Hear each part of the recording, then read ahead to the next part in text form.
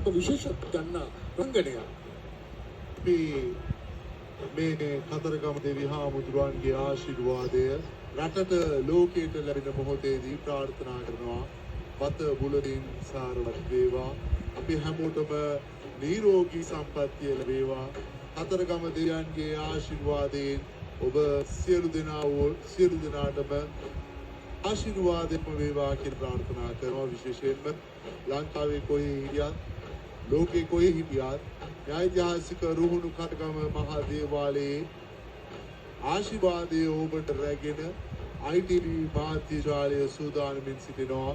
මේ 15 පුරාවටම මේ දසුන් ඔබ වෙතට ගෙනෙන්නට, මේ විචිත්‍රත්වය ඔබගේ අස්මානයට ගෙනෙන්නට ඒ බලාපොරොත්තුව අපි අද දවසේදී පළමු දිනේදී සාක්ෂාත් කළ බව සාක්ෂි සරිටුවන් කරමින් ඓතිහාසික රුහුණු කතරගම මහා දේවාලයේ මේ පෙර